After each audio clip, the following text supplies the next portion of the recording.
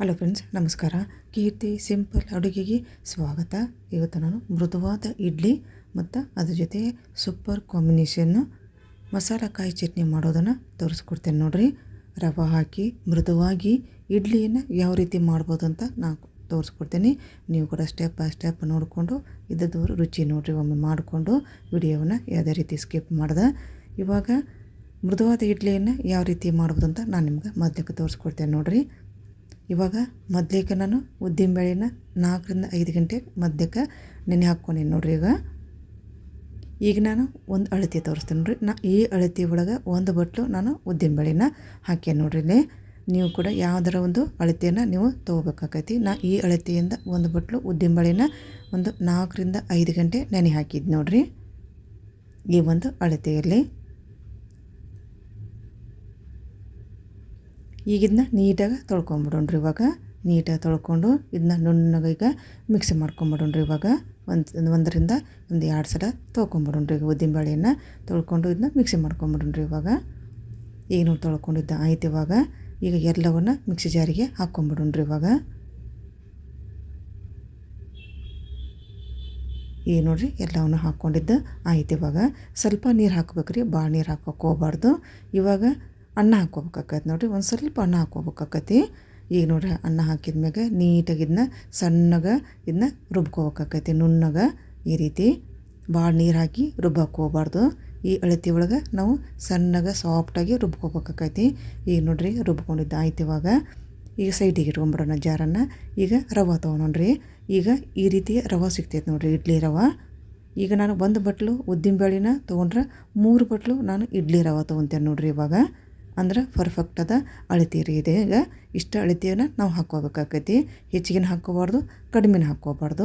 ಈಗ ನೋಡಿರಿ 2 ಬಟ್ಲು ನಾನು ಇಡ್ಲಿ ರವೆ ಹಾಕ್ಕೊಂಡು ಈಗ ಇನ್ನೊಂದು ಬಟ್ಲನ್ನು ಕೂಡ ಹಾಕ್ಕೊಂಡ್ಬಿಡ್ತೇನೆ ನೋಡಿರಿ. ಟೋಟಲಾಗಿ 3 ಬಟ್ಲು ಇಡ್ಲಿ ರವೆ ಹಾಕಿದ್ನಿ. ಇದನ್ನ ಒಂದು ಸಲ ತೊಳ್ಕೊಬೇಕಾಕೈತಿ ರೀ ನೀಟಾಗೆ. ಇದನ್ನ ನೀರನ್ನು ನೀಟಾಗೆ ಬಸ್ಕೊಂಬಿಡೋಣ್ರಿ. ಇವಾಗ ಒಂದೇ ಸಲ ತೊಳ್ಕೊಬೇಕಾಕೈತಿ. ಸ್ವಲ್ಪ ನೀರು ಇರಾಕೆ ಹೋಗ್ಬಾರ್ದು. ಈಗ ನೋಡಿ ಒಂದು ಸ್ವಲ್ಪ ನೀರಿಲ್ಲ, ಈ ರೀತಿ ಡ್ರೈ ಆಗಿ ಒಂದು ಸಲ ತೊಳ್ಕೊಂಬಿಡ್ಬೇಕಾಕೈತಿ ನಾವು ನೀಟಾಗೆ. ಸ್ವಲ್ಪ ನೀರು ಇರಬಾರ್ದು ರೀ.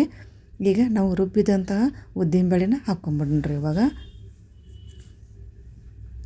ಈಗ ನೋಡಿರಿ ನೀಟಾಗಿ ಇದನ್ನು ಕಲಿಸ್ಕೊಂಬಿಡೋಣ ಕೈಯಿಂದ.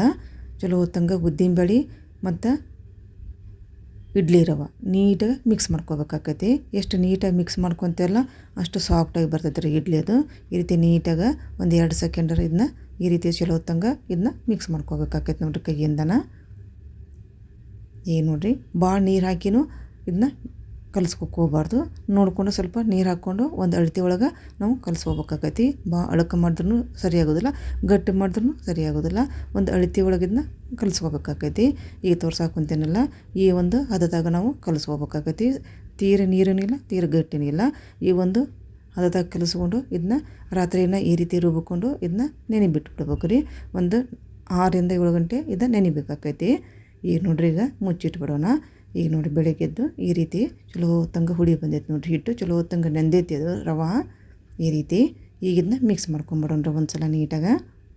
ಈಗೀಗ ರುಚಿ ತಕ್ಕಟ್ಟು ಉಪ್ಪನ್ನು ಹಾಕ್ಕೊಳೋಣ್ರಿ. ಇವಾಗ ಈಗ ನೋಡಿ ಒಂದು 1/4 ಚಮಚನೂ ಸೋಡಾ ಹಾಕ್ಕೊಂಬಿಡ್ತೀನಿ. ಈಗ ಎಲ್ಲವನ್ನು ನೀಟಾಗಿ ಮಿಕ್ಸ್ ಮಾಡ್ಕೊಂಬಿಡ್ತೀನಿ ರೀ ನಾನೀಗ. ಈಗ ನೋಡಿರಿ ಎಲ್ಲ ಮಿಕ್ಸ್ ಮಾಡ್ಕೊಂಡಿದ್ದೆ ಆಯ್ತು. ಇವಾಗ ಇಡ್ಲಿ ಪ್ಲೇಟ್ ತೊಗೊಂಬಿಡೋಣ್ರಿ. ಇವಾಗ ಇಡ್ಲಿ ಪ್ಲೇಟ್ ತೊಗೊಂಡು ಸ್ವಲ್ಪ ಎಣ್ಣೆ ಹಾಕೋಣ್ರಿ. ಎಣ್ಣೆ ಹಾಕಿ ನೀಟಾಗಿ ಸವರ್ಕೊಂಡು ಎಣ್ಣೆ ನೀಟಾಗಿ ಸವರ್ಕೋಬೇಕಾಕೈತಿ.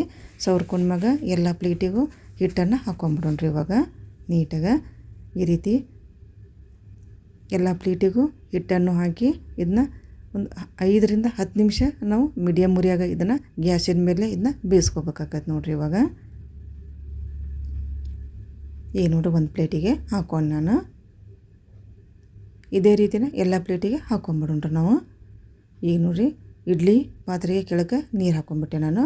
ಹಾಕಿ ಈಗ ಎಲ್ಲ ಪ್ಲೇಟನ್ನು ಇಟ್ಕೊಂಬಿಡೋಣ್ರಿ. ಇಟ್ಟು ಮುಚ್ಚಳ ಮುಚ್ಚಿ ಒಂದು 5 ರಿಂದ 10 ನಿಮಿಷ ಇದನ್ನ ಮೀಡಿಯಮ್ ಉರಿಯಾಗ ಬೇಯಿಸ್ಕೊಂಬಿಡೋಣ. ಇದನ್ನ ಸೈಡಿಗೆ ಇಟ್ಕೊಂಬಿಡೋಣ್ರಿ. ಇವಾಗ ನಾವು ಬೇಯಿಸಾಕಿದ್ನ ಒಂದು 5 ರಿಂದ 10 ನಿಮಿಷ ಇದು ಬೇಯಬೇಕಾಕೈತೆ ರೀ.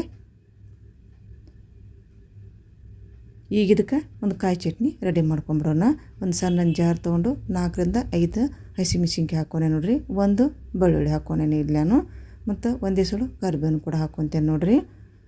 1 ಚಮಚ ಜೀರಿಗೆ ಹಾಕ್ಕೋಬೇಕಾಕೈತಿ. ಸ್ವಲ್ಪ ಕೊತ್ತಂಬರಿ ಕೂಡ ಹಾಕ್ಕೋಬೇಕಾಕೈತಿ. ಇವಾಗ ತೆಂಗಿನ ತುರಿನೂ ಹಾಕ್ಕೊಂಡು ನೋಡ್ರಿ. ಈಗ ಒಂದು ಅರ್ಧ ಬಟ್ಲು ಹಾಕ್ಕೊಂಡಿದ್ದು ನಾನು. ಈಗ ಒಂದು 4ರಿಂದ 5 ಚಮಚ ಪುಟಾಣಿ ಹಾಕ್ಕೊಂಡು ನಾನು. ಈಗ ಸ್ವಲ್ಪ ನೀರು ಹಾಕ್ಕೊಂಡು ಇದನ್ನ ನುಣ್ಣಗೆ ಇದನ್ನು ರುಬ್ಕೊಂಬಿಡೋಣ್ರಿ. ಈಗ ನೋಡಿ ರುಬ್ಕೊಂಡಿದ್ದಾಯಿತು. ಆದಷ್ಟು ನುಣ್ಣಗೆ ರುಬ್ಕೋಬೇಕಾಕೈತಿ. ಈಗ ಒಂದು ಬಟ್ಲಕ್ಕೆ ಇದನ್ನ ಎತ್ತಿಟ್ಕೊಂಬಿಡೋಣ್ರಿ. ಇವಾಗ ಇದನ್ನ ಈಗ ಇದಕ್ಕೆ ಬಟ್ಲಕ್ಕೆ ಎತ್ತಿಟ್ಕೊಂಡ್ಮೇಲೆ ಇದಕ್ಕೆ ಒಗ್ಗರಣೆ ಹಾಕ್ಕೊಂಬಿಡೋಣ.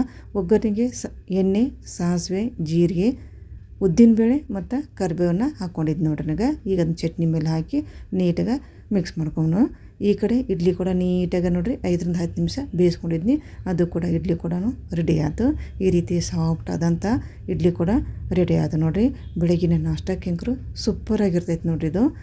ಈಗ ನೋಡಿರಿ ಒಂದು ತೋರಿಸ್ತೇನೆ ನಾನು, ಎಷ್ಟು ಸಾಫ್ಟಾಗಿ ಬಂದೈತಲ್ಲ. ನೀವು ಕೂಡ ನೋಡಿರಿ. ಈಗ ಈ ರೀತಿ ಸಾಫ್ಟಾಗಿ ಬಂದೈತ್ರಿ ಇದು ರವೆ ಇಡ್ಲಿ. ಈಗ ನಾ ಯಾವ ರೀತಿ ಹದದಾಗ ಮಾಡಲ್ಲ, ನೀವು ಕೂಡ ಆದ ಅಳತೆಯೊಳಗೆ ಒಮ್ಮೆ ಮಾಡಿ ಇದ್ರ ರುಚಿ ನೋಡಿರಿ. ಅಷ್ಟು ಟೇಸ್ಟಿಯಾಗಿ ಬಂದೈತಿ, ಅಷ್ಟು ಸಾಫ್ಟಾಗಿ ಬಂದೈತಿ. ಈಗ ನೋಡಿ ಕಟ್ ಮಾಡೋನು ಕೂಡ ನಾನು ತೋರಿಸ್ತೇನೆ. ಚಟ್ನಿ ಜೊತೆ, ಮಸಾಲೆ ಚಟ್ನಿ ಜೊತೆಗೆ ಈ ರೀತಿ ಸೂಪರಾದ ಕಾಂಬಿನೇಷನ್ ನೋಡಿರಿ ಇದು. ಬೆಳಗಿನ ನಾಷ್ಟಕ್ಕೆ ಅಂಕರು ನೀವು ಕೂಡ ಒಮ್ಮೆ ಈ ಒಂದು ಮೃದುವಾದ ಇಡ್ಲಿ ಒಮ್ಮೆ ಮಸಾಲೆ ಚಟ್ನಿ ಟ್ರೈ ಮಾಡಿ ರುಚಿ ನೋಡಿರಿ. ಈ ಒಂದು ರೆಸಿಪಿ ನಿಮ್ಗೆ ಲೈಕ್ ಆಗಿದ್ರೆ ಲೈಕ್ ಮಾಡಿರಿ, ಶೇರ್ ಮಾಡಿರಿ. ಹಾಗೆ ನನ್ನ ಚಾನಲಿಗೆ ಸಬ್ಸ್ಕ್ರೈಬ್ ಕೂಡ ಮಾಡ್ಕೊಂಬಿಡ್ರಿ. ನಮಸ್ಕಾರ, ಧನ್ಯವಾದ.